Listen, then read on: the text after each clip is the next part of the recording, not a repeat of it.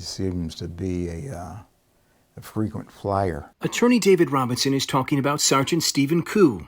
As we reported last week, the 12-year veteran of the Detroit Police Department has amassed more complaints against him than almost any other officer on the force. He a gangster with a badge. I've been called a by him.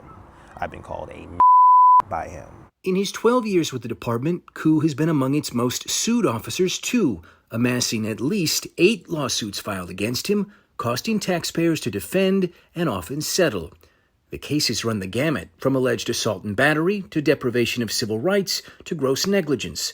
In each of the lawsuits, Koo is just one of several DPD officers named. He was trying to antagonize me. In October 2016, Terry Parnell was at his mother's home when Koo and his partner showed up in the front yard.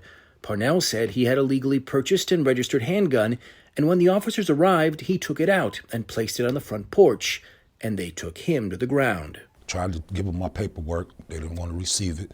Handcuffed me, took me in, booked me. A citizen can have a gun on their own private property. Parnell sued DPD for wrongful arrest. He settled the case and a separate lawsuit against the department where Koo was not a defendant for $375,000. The city admitted no wrongdoing. Their job is to protect and serve, not abuse. Lisa Ingram and her family say they were in their driveway when Officer Koo and his partners arrived to conduct a raid on their neighbor's home. So you had nothing to do with the raid? No. You just lived next to the raid? Right. Still, they say they were handcuffed and detained as if they were the target. They had guns to our head, tell us to get on the ground, shut the up. We ain't, got no right to talk, any of that. The family sued. The city settled, again admitting no wrongdoing for $130,000. To date, the city has paid out more than $800,000 in cases where Koo was a defendant. And they jumped out cussing, and people took off running. And today, the city is defending a lawsuit filed by Mark Gaddis. On the night of July 21st, 2017, he and members of his family were gathering out on the front lawn of his aunt's home in Detroit when a dark car pulled up. They really just heard the car, and instantly a few people started running, so instantly my reaction was to run. As soon as I started running, I heard somebody say, I'm gonna shoot you, I'm gonna shoot you. So I really started running fast then. The men were cops, including Officer Koo, but Gaddis said that wasn't clear at first. It was dark. They were in a semi-marked DPD vehicle, and their headlights were off. The officers briefly apprehended Gaddis, according to the complaint, kicking him and beating him before Gaddis broke free. At that point, he was shot twice, once in the buttocks and again in the back of his ankle. Officers said Gaddis had a gun in his hand and tried to use it. He was taken to the hospital in temporary serious condition. I woke up in the room. They just kept trying to make me say I had a gun, and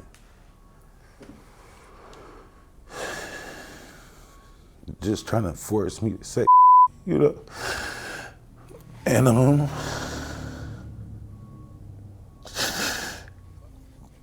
that's what happened that night, Gaddis would be charged with 11 felonies, including assaulting a police officer. Did you have a gun that night? No, sir. Detroit police investigated the shooting, ruling it justified. During trial, multiple officers said they saw Gaddis with a firearm, and Koo said he raised it. But 2 witnesses in the neighborhood said just the opposite, that Gaddis had no weapon. One even said his hands were wide open and empty as he ran away from officers. When forensics tested the gun that police said Gaddis handled, it couldn't conclusively match DNA found on the gun to him. He faced 11 felonies. A jury acquitted him of all of them. Today, Gaddis is suing the officers and DPD. Every eyewitness testified, stated unequivocally, he had his hands in the air, they didn't see a gun, there was nothing in his hand. In federal court today, DPD stands by its officers. In a motion to have the case tossed, attorneys wrote, Gaddis' active resistance to the officers' attempt to detain him, the blading of his body and pointing a weapon, or what was perceived to be pointing of a weapon at officers, and the recovery of a handgun in the vicinity of where Mr. Gaddis fell, further established the requisite probable cause for his arrest and prosecution. We reached out to Sergeant Koo for comment on the lawsuits against him. He did not respond to our calls or texts. It's like a gang in itself. I'm more scared of them than I am of any gangs that's out there in Detroit. That's who I'm scared of.